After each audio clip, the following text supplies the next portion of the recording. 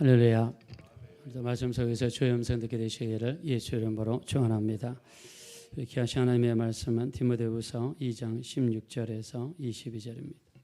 오늘은 우리 본 말씀을 통해서 이 마지막 시대에 참으로 경건하지 않는 또 거룩하지 않는 삶을 많은 사람이 살고 있는 이때에 우리가 어떻게 하면 성도로서 거룩한 삶을 살 수 있을지 한번 같이 점검해 봤으면 좋겠습니다. 먼저 하가의 시간을 갖겠습니다. 지난 시간에 우리가 지혜에 대해서 말씀을 나눴습니다. 그래서 우리가 하나님을 사랑한 것이 아니라 하나님이 우리를 사랑하셨다. 그래서 그 사랑이 무엇인가? 그 아들을 화목제물로 정하시고 아들을 이 땅에 보내셨다는 것입니다. 자, 아들을 화목제물로 보내셨다는 것은 십자가에서 죽도록 보내셨다는 것이죠. 그 이유를 성경에서는 우리 죄를 속하기 위함이다라고 말씀을 했습니다. 자, 오늘 우리가 읽었던 말씀은요, 디모데후서입니다. 자, 디모데후서는 사도 바울이 기록한 서신서입니다. 쓴 사람은 사도 바울이고 받는 사람은 디모데입니다. 디모데는 사도 바울이 사랑하고 아꼈던 그런 제자이죠. 자, 그래서 이 디모데에게 어떻게 목회를 해야 되는지, 어떻게 영혼들을 관리를 해야 되는지 이런 부분들을 이해하기 위해서 쓴 서신서입니다. 자, 디모데라는 사람 우리가 성경을 읽다 보면 많이 나오는 내용인데요. 자, 디모데는 루스드라라고 하는 곳의 출신입니다. 자, 루스드라는 지금으로 치면 터키 안에 있는 그런 도시이죠. 자, 어머니는 유대인인데 아버지는 헬라 사람, 그리스 사람이었습니다. 자, 유대인들은요, 아버지가 이방인이라 할지라도 어머니만 유대인이면 유대인으로 간주했습니다. 자, 근데 어느 날 보니까 사도 바울이 이 루스드라라고 하는 곳에 전도하러 왔습니다. 자, 그래서 궁금하기도 하고 해서 사도 바울의 말을 듣게 됩니다. 근데 말씀을 듣는 사람 중에서 안진뱅이가 있었습니다. 그 안진뱅이는 태어날 때부터 걷지 못하는 자다라고 성경에 기록했거든요. 근데 말씀을 듣는데 너무 말씀을 잘 듣는 것입니다. 그래서 사도 바울이 그 안진뱅이를 위해서 기도해 줄 때 안진뱅이가 그 자리에서 일어났습니다. 자, 이런 놀라운 역사가 일어나니까 사람들의 눈이 휘둥그레지고 굉장히 놀랐겠죠. 자, 이것이 계기가 되어 디모데는 예수 믿는 사람이 되었습니다. 자, 근데 아버지가 이방인이죠. 그래서 아버지가 이방인이니까 같이 데리고 다니기 위해서는 반드시 해야 되는 게 할례입니다. 그래서 할례를 받을 수 있도록 우리 사도행전 16장 3절에 보니까 할례를 받게 하고 데리고 다녔습니다. 자, 요즘에 어떤 분이 저희 교회에 오셨는데 할례 받으셔야 됩니다. 할례는 남자아이가 태어나면 8일째 되는 날 받는 포경 수술입니다. 유대인들은 그거를 다 받았어요. 근데 우리 교회에 왔는데 할례를 받아야 됩니다. 이렇게 이야기하면 아마 단번에 이단이라고 이야기를 할 겁니다. 자, 근데 이때 당시에는 유대인 사회에서 같이 데리고 다니기 위해서는 이렇게 할례를 주는 예도 있었습니다. 그래서 우리가 교회에서 조금 이해가 잘 안 되는 일이 있어도 크게 복음에서 믿음에서 벗어나지 않는다면 이해하려는 자세가 우리가 필요한 걸 알 수가 있죠. 또 디모데는요, 이렇게 사도 바울과 같이 서신서를 6개나 같이 기록을 했습니다. 우리가 고린도후서 1장 1절, 빌립보서 1장 1절, 골로새서 1장 1절, 데살로니가전서 1장 1절, 데살로니가후서, 빌레몬서 1장 1절에 보면 사도 바울과 디모데가 너희에게 편지하노니 라고 하면서 서신서를 시작합니다. 사도 바울 이름 옆에 디모데라는 이름을 꼭 집어넣습니다. 이걸 통해서 알 수 있는 것은 아마 이 6개 서신서는 사도 바울과 디모데가 이렇게 기록했을 것이다. 사도 바울은요, 디모데를 어느 정도로 아꼈냐면 내 아들이라는 말을 썼습니다. 내 아들. 그리고 복음으로서 내가 디모데를 낳았다란 말을 썼습니다. 성경에서 전도하고요, 예수 믿게 만들고 교회에 다니게 하고 구원의 반열에 오르게 하는 그 일을 사도 바울은 내가 너를 낳았다. 원래 어머니들이 10개월 동안 아기를 이 배에 데리고 있다가 아기를 낳았죠. 자기가 뱃속으로 낳은 자식은 죽을 때까지 사랑하고 아끼고 이렇게 하는 걸 알 수 있습니다. 사도 바울은요, 전도회에서 예수 믿게 된 자기가 전도회에서 예수 믿게 된 사람을 내가 낳았다 그랬습니다. 신약 성경에 보면 내가 낳았다라고 표현한 사람이 첫째는 디모데고 두 번째는 디도고 세 번째는 오네시모입니다. 세 번째 오네시모로 가는 사람은요, 심지어 옥에 갇혀 있을 때도 옆에 있는 사람에게 전도를 했어요.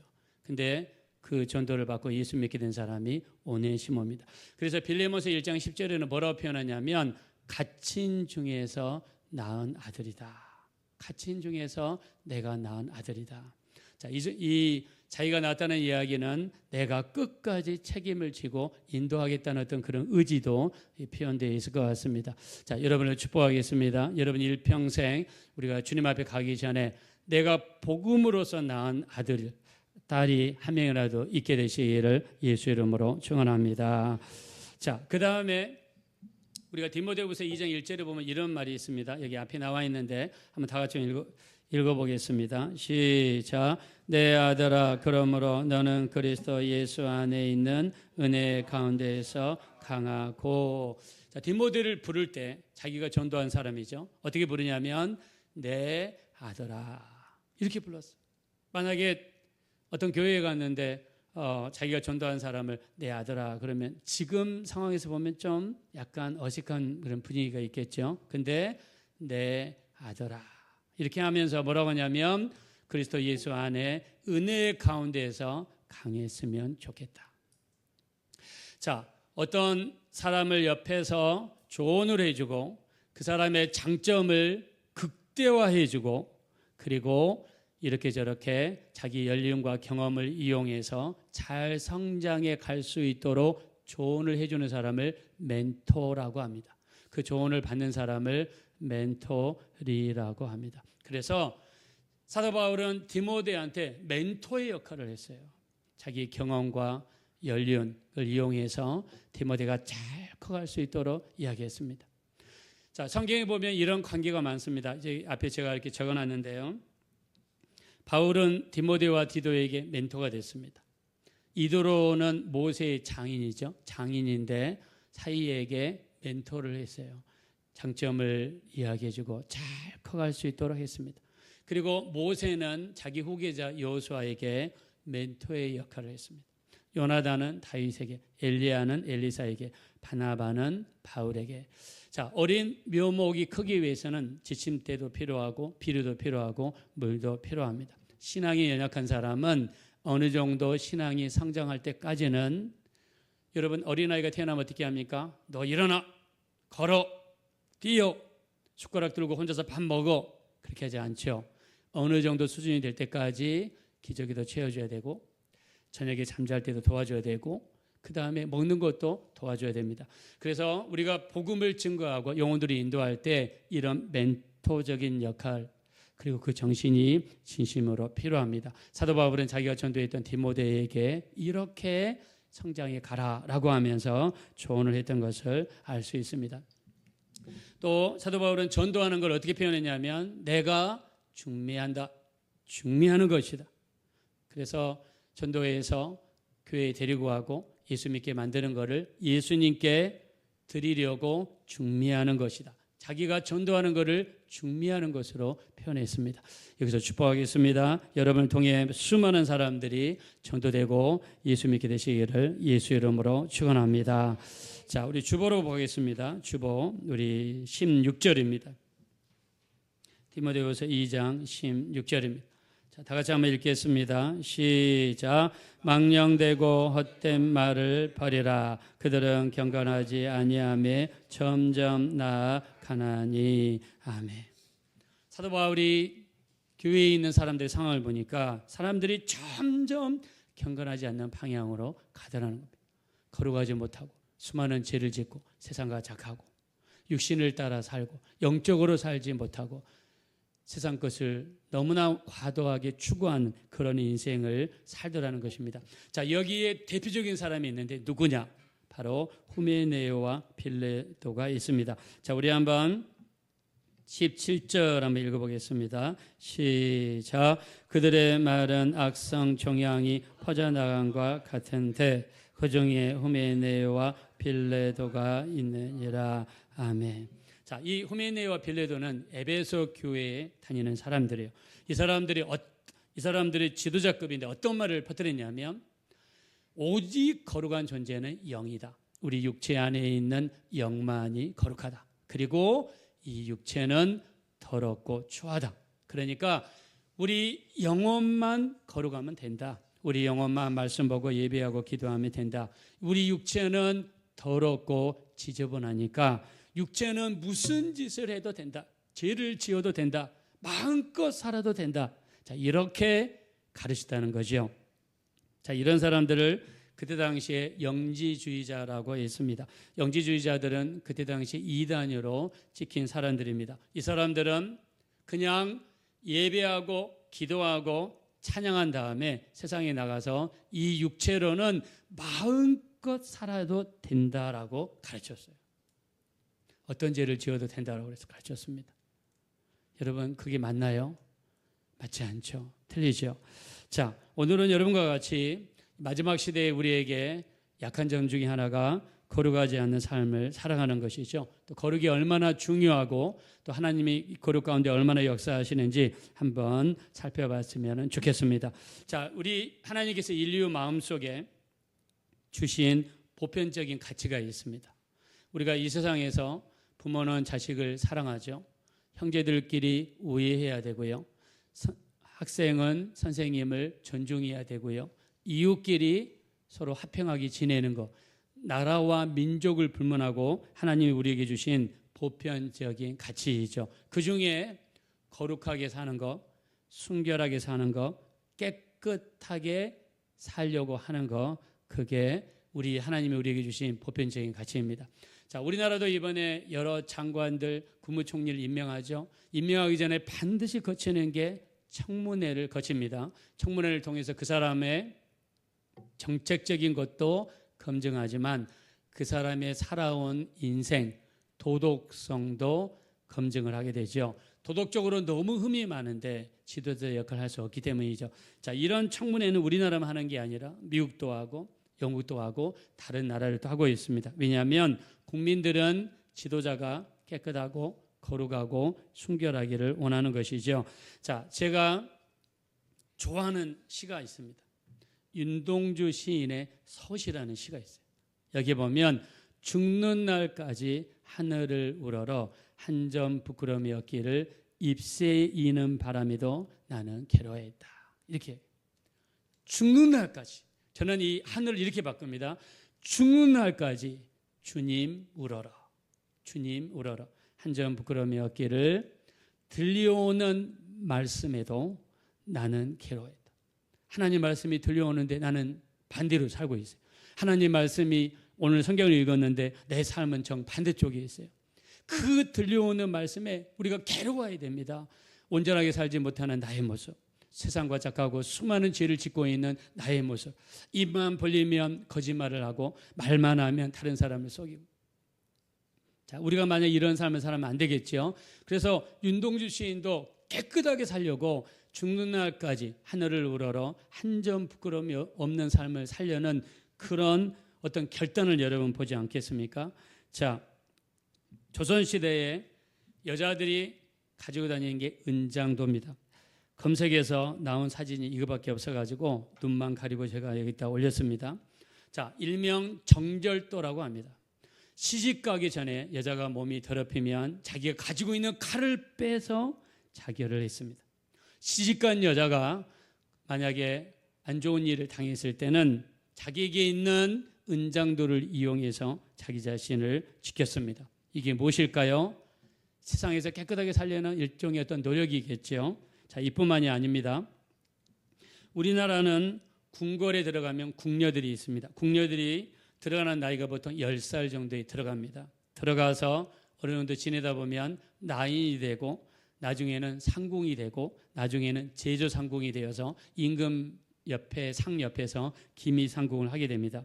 몇십 년이 거쳐야 되겠죠. 신분도 중인 이상이 돼야 거기까지 올라갈 수 있다고 합니다. 자, 근데 궁궐로 일하는 여자들이 한 600명에서 700명 정도 됩니다. 전국에서 힘들고 어려운 여자들이 다 올라온다고 해요. 왜냐하면 궁궐에 들어가면 기본적으로 음식과 옷이 월급으로 나왔다고 합니다. 근데 아무나 받아들이지를 않았대요. 어떤 여자를 받았냐면 앵무새가 조선시대에는 신령한 새로 여겨졌대요. 신령한 새. 그래서 앵무새 피를 모아뒀다가 궁녀가 되겠다 온 여자가 있으면 팔을 이렇게 내밀으라고 그래서 팔에다가 피를 딱 떨어뜨렸는데 그 피가 여러분 사진에 보면 왼쪽에 있는 것처럼 이렇게 딱 뭉쳐 있으면은 이 여자는 순결하다. 그 다음에 여기 오른쪽처럼 피가 번지게 되면 이 여자는 불결하다라고 그래서 이 여자를 안 받았대요. 오른쪽에 있는 저 여자를 안 받았대요. 자, 우리 준비한 영상이 있는데 짧은 영상인데 우리 한번 보고 지나가겠습니다. 그것이 아니오라.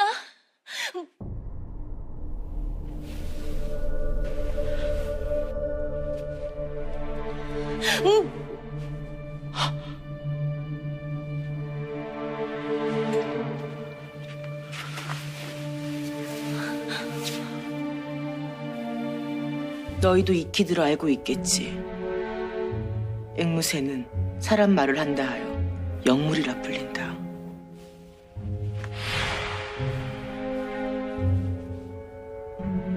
그 피에도 영험함이 깃들어 있어 처녀의 몸엔 딱 붙어 떨어지지 않지만 그 반대의 경우 그대로 흘러내린다고 했다.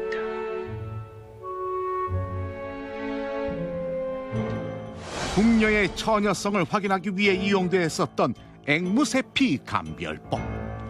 오늘날 과학적인 근거는 없지만 당시 궁에선 널리 사용했던 방법이었다.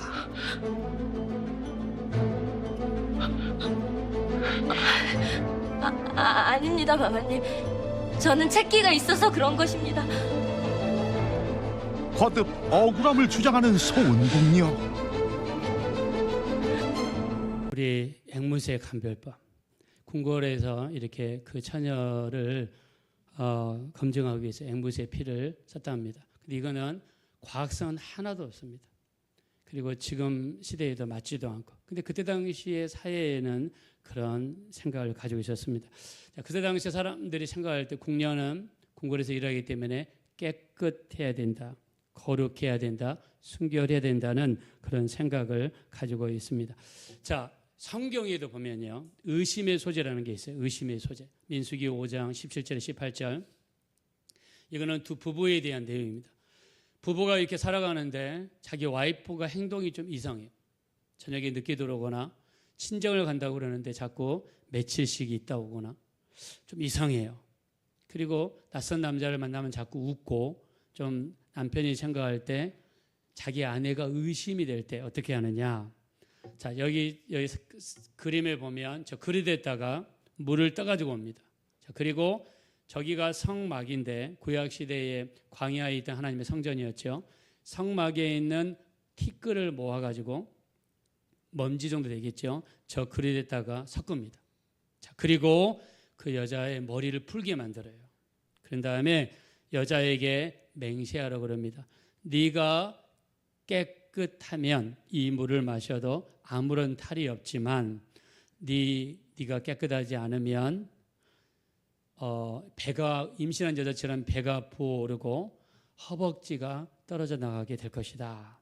그래서 지금 더 일이 생기기 전에 이실직고 해라. 정직하게 이야기해라. 그러면 여자가 만약에 정말 정직하게 아무런 일이 없다고 그러면 저 정말 괜찮습니다. 아무런 일이 없습니다.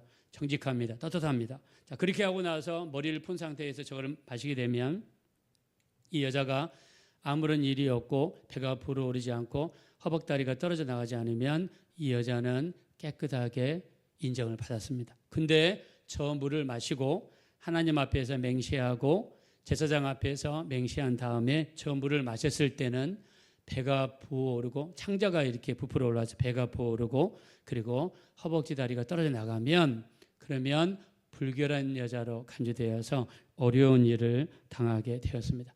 자, 유대인 사회에서도 각 가정 또 부부 생활하면서 어떤 의심이 있을 때 어떤 이런 제도가 있었던 것을 알 수 있습니다. 자, 이것뿐만이 아닙니다. 유대인들은요, 정결례라고 하는 게 있습니다. 깨끗하게 살려는 노력이죠. 반드시 외출했다가 돌아오면 손을 씻어야 됩니다. 손과 발을 씻어야 돼요. 자, 그리고 음식을 먹기 전에도 반드시 손을 씻어야 됩니다. 시장 갔다 왔을 때는 물을 뿌려야 되고 그다음에 장과 주발과 녹그릇을 반드시 씻는 이런 일을 했습니다. 자, 이런 일을 하는 이유가 집안을 깨끗하게 하려는 또 식사를 하기 전에 손을 씻고 깨끗하게 먹으려는 그런 정결례에 속했습니다. 자, 그다음에 이스라엘 백성들이 광야에서 살 때, 광야는 사막과 같은 곳이죠. 거기서 40년 동안 살았는데 자, 거기는 화장실이 없어요. 왜냐하면 텐트만 치고 살거든요. 그러면 대소변을 해결하기 위해서 어떻게 해야 되냐면 반드시 이스라엘 백성들이 사는 동네에서 멀리 밖으로 나갈 때 여기 뭐라고 했습니까? 13절에 작은 삽을 가지고 나갑니다. 그리고 밖에 멀리 나가서 구멍을 파고 볼일을 본 다음에 흙을 반드시 덮어야 됩니다. 왜요? 이스라엘 백성들이 사는 동네를 진이라고 그랬는데 그 진 안에는 거룩하게 유지하려고 하는 노력입니다. 자, 성경이 뭐라고 그랬느냐? 신명기 23장 14절에 자, 우리 한번 읽어봅시다. 중요하니까 14절만 시작. 내 진영을 거룩히 하라. 그리하면 내게서 불결한 것을 보시지 않으므로 너를 떠나지 아니하시리라. 아멘. 자, 여기 대소변은 사람들이 사는 데 하면 안 되고 이거를 반드시 밖으로 나가야 돼요. 조선시대에 우리나라의 선교사를 했던 선교사님들의 글을 읽어보면 우리나라는 그때 당시에 대소변을 집 안에서 해결해서 모아두니까 또는 시궁창에다가 막 그대로 해버리니까 조선 팔도가 너무 냄새가 많이 났다는 그런 기록이 있어요.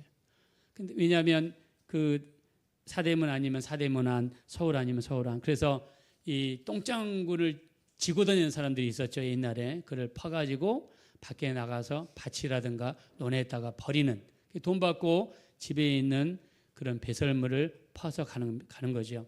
자, 여기 서울에도 보니까 저희 옛날에 그 지하교회 시절에 보니까 그 빌딩 제일 밑에 보니까는 배설물을 모아두는 탱크가 있더라고요. 그거를 한 달에 한 번씩 와서 그 탱크차가 와가지고 그거를 퍼갑니다. 그렇게 해서 유지를 하는 걸 봤습니다. 자, 주목할 게 여기 있습니다. 여기 14절에 내 진영을 거룩히 하라. 그리하면 내게서 불결한 걸 보시지 않으므로 너를 떠나지 아니하시라. 이 하나님의 말씀. 그래서 우리가 깨끗하게 다니는 거. 우리가 집에 가면 좀 그렇죠. 막 걸레가 여기 있고, 막 파리가 여기 있고, 밥은 여기 있고, 설거지는 한 며칠씩 쌓여 있고, 이러면 안 돼요. 되도록이면 집안도요, 깨끗하게 할 필요가 있고요. 우리 교회도 깨끗하게 할 필요가 있고요. 그래서 저도 이 설교를 하기 위해서 여러분한테 좀 할 말이 있어야 되지 않겠습니까? 지난주에 제가 한 일이 뭐냐면 에어컨 앞에, 옆에, 그 다음에 여기 부엌, 식당, 그 다음에 교회 사무실 2개, 성가대실 하나 다 뜯어내가지고 필터 일일이 청소하고 말리고 그 다음에 기계 안에까지 들어가서 다 긁어내고 닦아내고 그 다음에 교회 이번 주에 지난주에 교회 바닥도 물거러지를 몇 번이나 하고 여러분 앉아 있는데 좀 청소를 깨끗하게 하려고 노력을 했습니다. 자, 우리가 있는 곳은 거룩해야 돼요. 깨끗해야 돼요. 그래서 특히 여러분의 집안을 깨끗하게. 우리가 가끔씩 이렇게 막 오물이 많이 쌓여 있고 막 그러면 냄새가 많이 나거나 아니면 집이 너무 지저분하면 성경이 뭐라고 그랬습니까? 내게서 불결한 걸 보시지 않으므로 너를 떠나지 아니하시라. 깨끗하게 할 필요가 있다. 영적으로 보면 우리가 죄짓지 않고 예수님의 보혈을 의지해서 더 거룩한 삶을 살아야 될 줄로 믿습니다. 자, 우리가 구약에 보면 이 시체를 만지는 게 가장 불결한 행동입니다. 시체를 만지거나 죽은 사람의 뼈를 만지거나 무덤을 만지면 7일 동안 부정하다라고 이야기했습니다. 민수기 19장 16절에 칼에 죽은 자나 시체나 사람의 뼈나 무덤을 만지면 7일 동안 부정하기 때문에 성전을 못 들어갔어요. 자, 그러면 이 목요일 날 내가 무덤을 만졌습니다. 그러면 7일 동안 성전에 못 들어가기 때문에 교회를 못 가는 거예요. 이럴 때 즉시로 우리 죄가 용서받는 방법이 있는데 그게 뭐냐? 우슬초에다가 재물의 피나 재물을 태우고 난 그 재를 우슬초에 묻혀서 그 사람에게 뿌리거나 발라주면 그 자리에서 깨끗함을 받는 제도입니다. 이게 민수기 19장 16절에서 20절에 나와 있어요. 우슬초. 자, 우슬초가 어떻게 생겼는지 한번 보겠습니다. 자, 우리 우슬초 보면 자, 중동 지방에 자라는 우슬초입니다. 우리나라 꼭 쑥이 좀 키가 큰 것처럼 보이죠. 쑥처럼 보이기도 하고 저거를 잘라서 묶어서 빗자루처럼 만들어 가지고 피를 묻혀 가지고 뿌립니다. 자, 우슬초를 언제 뿌렸냐면 이스라엘 백성들이 애굽에 있을 때 하나님께서 어린 양의 피를 좌우 설주와 임방 집 입구에다가 바르라고 그랬죠. 이때 쓰인 게 우슬초입니다. 이때 쓰인 게 양을 잡은 다음에 그 피를 묻혀 가지고 집 입구에다가 발랐어요. 자, 그래서 이 우슬초에다가 피라든가 재를 묻히면 용서받는 것을 의미했습니다. 우리 출애굽기 12장 22절에 좌우설주 임방에 발랐고요. 그 다음에 예수님께서 십자가에 매달려 있을 때 우슬초에다가 신 포도주를 적셔가지고 예수님한테 갖다 대시니까 예수님이 그 신 포도주를 마셨습니다. 이때 쓰임 받았던 게 우슬초입니다. 그래서 우슬초에 희생이 가해지면 용서가 나타나는 그런 제도입니다. 자, 오늘 여러분과 같이 정결한 것, 거룩한 것에 나와 있는데 거룩이라는 단어는 하나님께만 쓰는 단어였어요. 자, 요한계시록 15장 4절에 뭐라고 했냐면 오직 주만 거룩하시니이다. 자, 우리 한번 따라하겠습니다. 오직 주만 거룩하시니이다. 자, 오직 주만 거룩이라고 하면서 여기에 거룩이라는 단어를 달았습니다. 거룩, 하나님만이 거룩하시다라고 성경이 달았어요. 그래서 여기 이사야서 6장 3절에 보니까 스랍들은 천사들이거든요. 거룩하다란 말을 3번 합니다. 거룩하다, 거룩하다, 거룩하다, 만군의 여호와여 하면서 거룩하다는 단어를 3번이나 하나님께 이렇게 향하여 썼습니다. 자, 그리고 우리 계시록 4장 8절에도 네 생물 천사들이죠. 하나님을 향해서 거룩하다, 거룩하다 그랬습니다. 자, 교회 오면 우리 신자라고 하기도 하고 성도라고 합니다. 성도는 보혈로 씻음받은 사람이란 뜻입니다. 그래서 예수 믿는 사람을 성도, 거룩한 신자라는 뜻입니다. 자, 천사를 성경에서 거룩한 천사들이라고 표현했습니다. 이스라엘 백성들을 거룩한 백성이라고 했습니다. 하나님께 바치는 것을 성물이라고 했습니다. 광야 교회를 성막이다라고 했습니다. 제사장들이 입는 옷을 거룩한 옷이다라고 했습니다. 예배하는 날을 성일, 오늘이 성일이죠. 거룩한 날. 그래서 예배하는 날을 성일이다. 우리가 믿는 사람들이 모이는 모임을 성회다, 거룩한 모임이다라고 성경이 얘기했어요. 그래서 하나님과 관련된 것에는 거룩함이라는 단어를 썼습니다. 자, 우리 본문으로 돌아가셔서 우리 주보 다시 한번 보겠습니다. 17절. 자, 17절 다시 한번 읽어봅시다. 시작. 그들의 말은 악성 종양에 퍼져나간과 같은데 그 중에 후메네와 빌레도가 자, 후메네와 빌레도 같은 사람이 뭐라고 그랬느냐? 육체는 아무렇게나 살아도 된다. 자, 이들의 말을 성경에서는 악성 종양이라고 그랬습니다. 악성 종양을 다른 말로 하면 암입니다.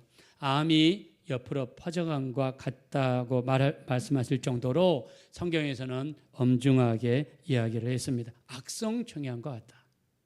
육체는 마음껏 살아야 된다. 아무렇게나 살아야 된다. 자, 그러나 19절에 이야기합니다. 19절 보겠습니다. 다 같이 읽읍시다. 시작. 그러나 하나님의 견고한 터는 섰으니 인침이 있어 일렀으되 주께서 자기 백성을 아신다 하며 또 주의 이름을 부르는 자마다 불의에서 떠날지어다 하였니. 자, 따라합시다. 주의 이름을 부르는 자마다 불의에서 떠날지어다. 자, 불의에서 떠나라. 죄에서 떠나라. 거룩한 삶을 살아라. 이렇게 말씀하고 있습니다. 자, 그러면 우리가 우리 영혼만 거룩하면 되고 내 육체는 아무렇게나 살아도 되는가? 세상에 나가서 하고 싶은 일, 못하는 일 아무렇게나 살아도 되는가? 우리 육체는 아무렇게나 살아야 되는가? 아닙니다. 데살로니가전서 5장 23절에 분명히 이야기했는데 중요하니까 한번 읽어보겠습니다. 시작. 평강의 하나님이 친히 너희를 온전히 거룩하게 하시고 또 너희의 온 영과 혼과 몸이 우리 주 예수 그리스도께서 강림하실 때에 흠없게 보존되기를 원하노라. 아멘. 성경이 뭐라고 그랬습니까? 여기 영만이라고 표현하지 않았죠. 영과 혼과 몸이 예수님 강림하실 때까지 흠없게 보존되기를 원한다. 그래서 우리 영만 거룩 안 되고 혼만 거룩해서도 안 되고 우리 육체까지 거룩해야 될 줄로 믿습니다. 자, 그러면 왜 우리 육체가 거룩해야 되는가? 고린도전서 3장 16절에 보니까 우리 몸은 하나님의 성전이에요. 하나님의 성전이다. 우리 이 육체가 하나님의 성전이라는 거예요. 그리고 성령, 하나님의 거룩한 영이 우리 안에 사십니다. 자, 그래서 우리 17절에 뭐라고 했느냐? 누구든지 하나님의 성전을 더럽히면 하나님이 그 사람을 멸하시겠다라고 이야기했습니다. 즉 육체를 더럽히는 자의 결과를 분명히 이야기했습니다. 고린도전서 3장이 아니라 6장입니다. 제가 잘못 썼습니다. 6장 18절에서 20절 음행을 피하라. 음행하는 자는 자기 몸에게 죄를 짓나니 너희 몸은 하나님께서부터 받은 바 하나님이 성령이 거하시는 성령이 전이라고 그랬습니다. 값으로 산 것이 되었으니 그런지 너희 몸으로 하나님께 영광을 돌리라 말씀했습니다. 자, 베드로전서 1장 15절에 뭐라고 했느냐? 오직 너희를 부르신 거룩한 이처럼 너희도 모든 행실에 거룩한 자가 되라. 내가 거룩하니 너희도 거룩할지어다. 자, 16절에 너희도 거룩할지어다는 명령문입니다. 명령문은 내가 해도 되고 안 해도 되는 것이 아니라 모든 믿는 자들이 마땅히 해야 될 일인 것입니다. 자, 그래서 우리가 오늘 본문을 다시 한번 21절 한번 보겠습니다. 21절. 자, 우리 먼저 20절 보겠습니다. 20절 다 같이 읽읍시다. 시작. 큰 집에는 큰 그릇과 은그릇뿐 아니라 나무 그릇과 질그릇도 있어 귀하게 쓰는 것도 있고 천하게 쓰는 것도 있나니. 21절. 그러므로 누구든지 이런 것에서 자기를 깨끗하게 하면 기 쓰는 그릇이 되어 거룩하며 쓰심에 합당하며 모든 선한 일에 준비함이 되리라. 아멘. 큰 집에는 큰 그릇과 은그릇, 귀한 그릇도 있고 나무 그릇과 질그릇, 천한 그릇도 있습니다. 근데 우리가 천한 그릇이라 할지라도 21절 누구든지 자기를 깨끗하게 하면 우리가 어떻게 깨끗하게 할 수 있습니까? 예수님의 보혈을 의지해서 우리를 깨끗하게 써주십시오. 예수님의 보혈로 깨끗하게 하면 첫째, 귀한 그릇이 됩니다. 자, 귀한 그릇이 되기 원하시면 다 같이 아멘 하겠습니다. 두 번째, 거룩하고 주인의 쓰심에 합당하며 모든 선한 일에 예비함이 되리라 그랬습니다. 우리의 자녀들이 하나님께 쓰임받을 수 있는 방법은 거룩하게 사는 것입니다. 세상과 착하지 않고 구별되어서 말씀에 순종하며 살아갈 때 귀한 그릇이 되어서 하나님께 쓰임받는 복된 인생으로 이어지게 될 줄로 믿습니다. 오늘 결론입니다. 마지막 때에 경건하지 아니함에 점점 나갑니다. 경건하지 않은 것 때문에 가정이 무너지고 있어요. 부부지간에 파탄 나고 있습니다. 자녀들이 해서는 안 되는 짓을 하면서 부모의 큰 걱정거리가 되고 있습니다.